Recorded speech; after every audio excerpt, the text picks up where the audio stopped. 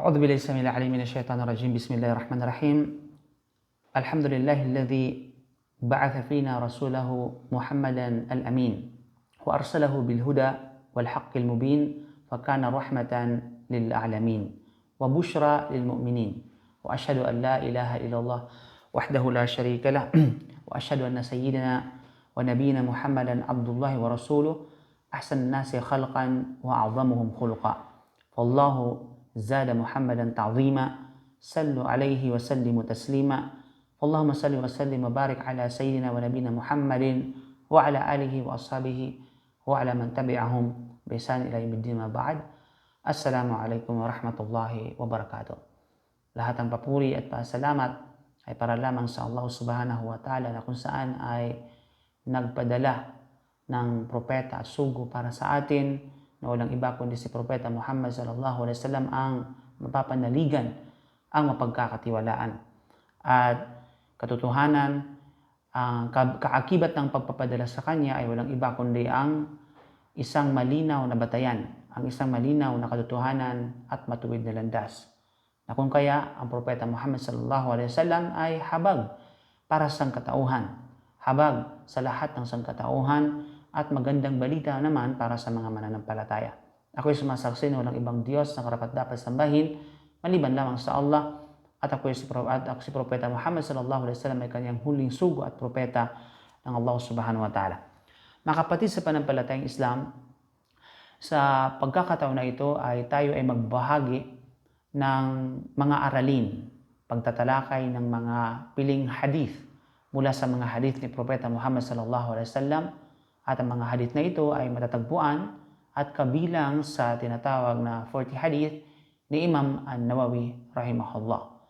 At inshallah subhanahu wa ta'ala ay ating uumpisahan sa napakadakilang hadith. Ang unang hadith mula sa 40 hadith ni Imam Nawawi rahimahullah na matatagpuan, na kung kaya ito ay an Amiril Mu'minin Abi Hafsin Umar bin Al-Khattab radiyallahu anhu qala سمعت رسول الله صلى الله عليه وسلم يقول إنما الأعمال بالنيات وإنما لكل امرئ ما نوى فمن كانت هجرته إلى الله ورسوله فهجرته إلى الله ورسوله ومن كانت هجرته للدنيا يصيبها أو امرأة ينكحها فهجرته إلى ما هجر إليه.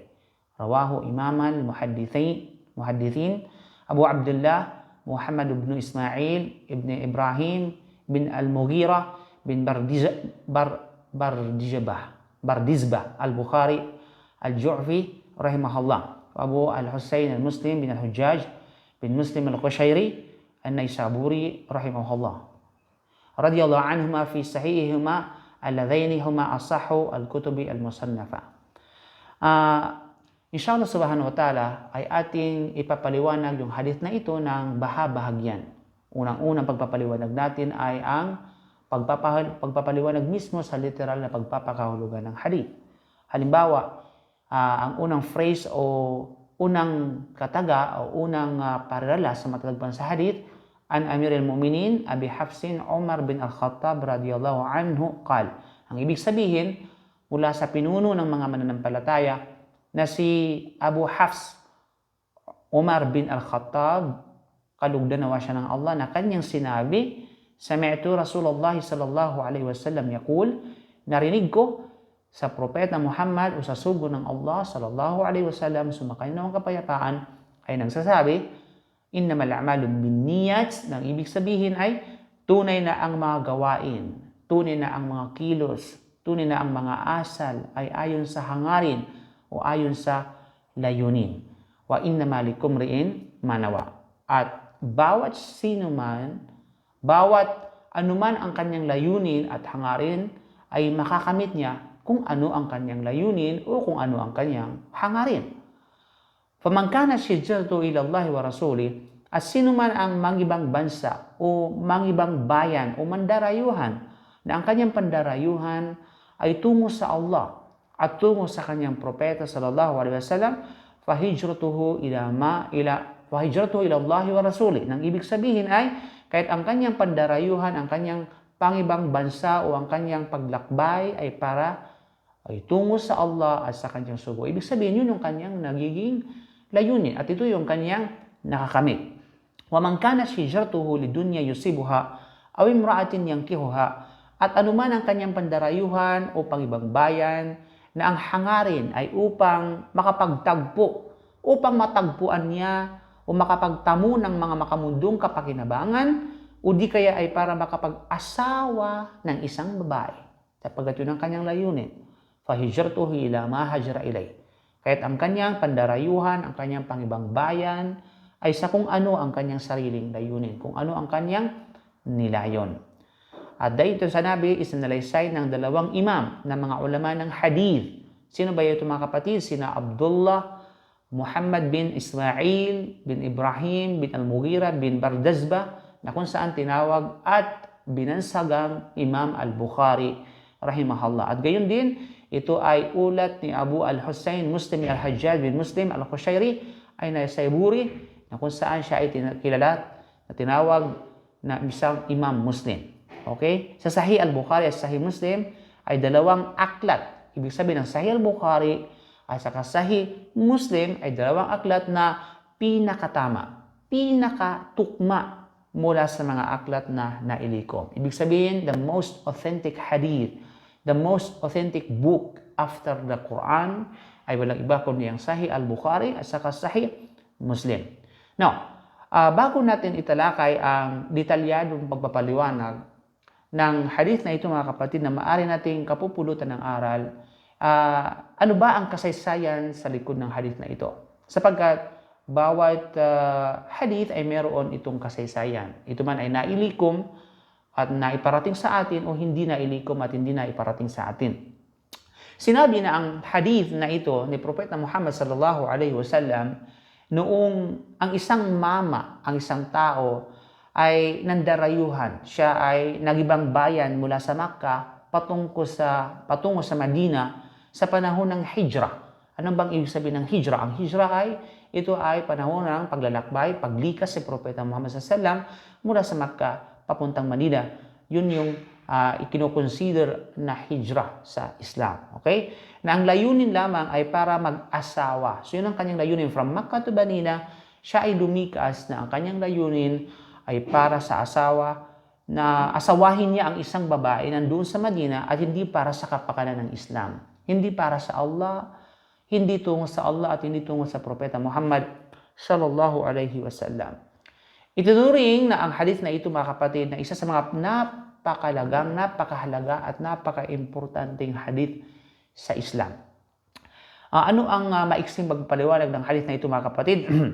Ayon kay Imam Shafi'i rahimahullah, ang hadith na ito ay katumbas ng isang katlong kaalaman ng Islam. Ibig sabihin, 1/3 of the knowledge of Islam ay katumbas ng hadith na ito, na may kaugnayan tungkol sa 70 paksa sa larangan ng fiqh, ayon kay Imam Shafi'i rahimahullah. At bilang komentaryo naman mula kay Imam Ahmad, komentaryo sa sinabi ng Imam Shafi'i rahimahullah, batay sa kanyang sinabi, ang Islam ay alinsunod sa tatlong saligan.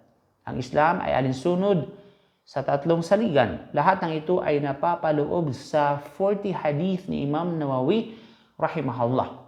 Yung tatlong saligan na ito mga kapatid, yung tatlong hadith na ito, alinsunod sa tatlong saligan.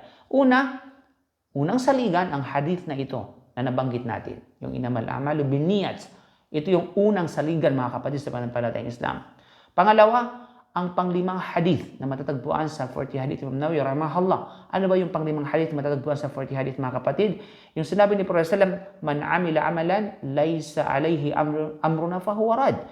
Sino man ang gumawa ng gawain na hindi na ayon sa amin sa Islam, tunay na ito ay babalik at hindi katanggap-tanggap. Pangatlong saligan, yung pang-anim na hadith na matatagpuan din sa 40 hadith Imam Nawawi rahimahullah, na kung saan ito yung sinabi ni Propeta Muhammad sallam, innal halala bayyin wa innal harama bayyin wa bainahuma umurun mushtabihatun la ya'lamuhunna kathirun minan nas.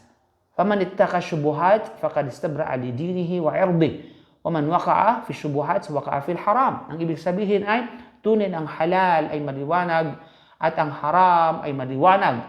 At ang nasa pagitan ng halal at saka ng haram ay pag-aalinlangan na kung saan maraming mga tao ang hindi nila nababatid ito. So, itong tatlong hadith na ito mga kapatid, lahat ng mga hadith na ito mga kapatid ay na nabanggit natin, yung unang hadith, yun yung panglimang hadith at panghanim na hadith mula sa 40 hadith Imam Nawawi rahimahullah, ay napagkasunduan ni na Al-Bukhari at saka ni Imam Muslim bilang mapapanaligang mga hadith. Sa mga hadith na nabanggit mga kapatid ay maaring makita ang tatlong pamantayan. Tatlong pamantayan na tutulong sa isang Muslim sa paghusga o paghuhusga at pag-aaral sa kanyang mga ginagawa. At upang maituring na ibada ang kanyang ginagawa sa araw-araw na pamumuhay. Unang hadith, mga kapatid, ating sisiyasatin ng unang hadith upang pag-aralan. Ito yung makakuha sa unang hadith. Upang pag-aralan at upang husgahan ang ating panloob na mga gawaing may kaugnayan sa kalooban ng puso, kalooban o puso. Yun yung unang hadith.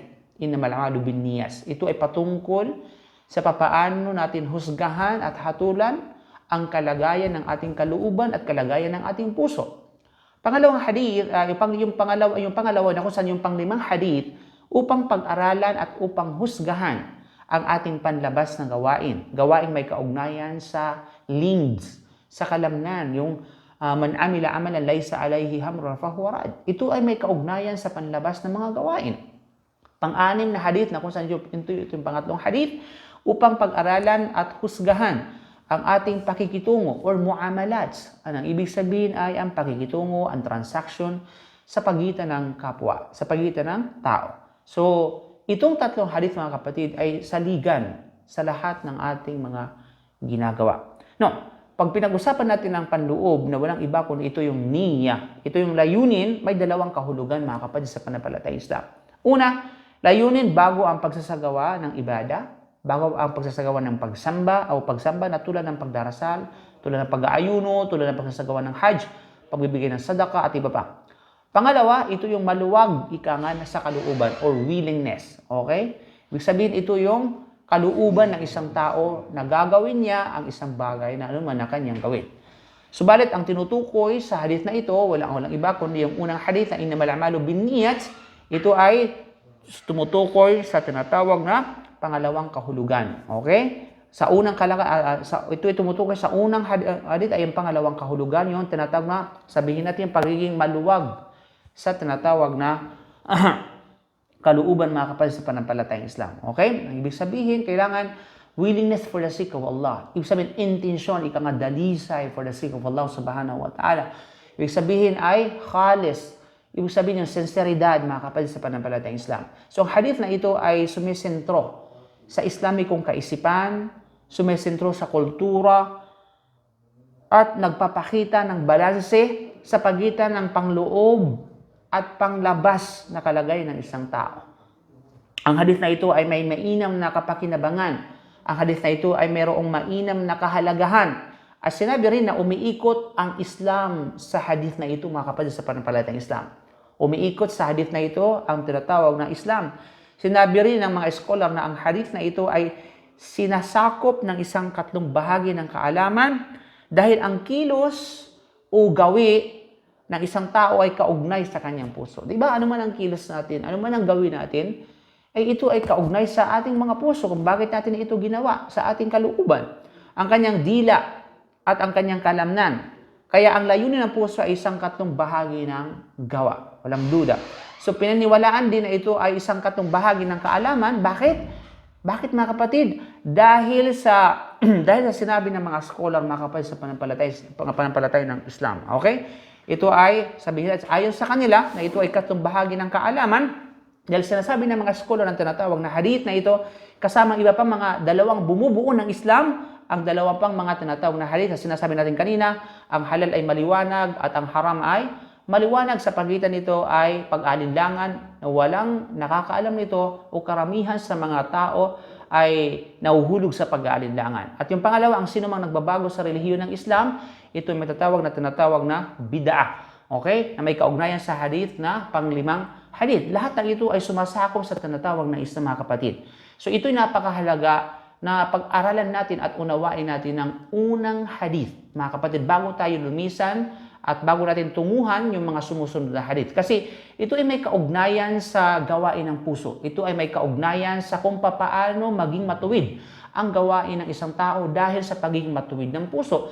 At may kinalaman din kung paano masisira ang kanyang gawain dahil sa pagkasira ng kanyang puso na walang iba kundi ang hindi magandang layunin. So bago ang lahat mga kapatid, i-check natin mga layunin dahil kapag ang layunin natin ay para sa Allah at para sa Islam, walang duda ito ay magiging katanggap-tanggap sa Allah subhanahu wa ta'ala. So dito po magtatapos. Wa akhiru da'wan alhamdulillah subhanaka bihamdik asyhadu an la ilaha illa anta astaghfiruka wa atubu ilaik. Assalamualaikum warahmatullahi wabarakatuh.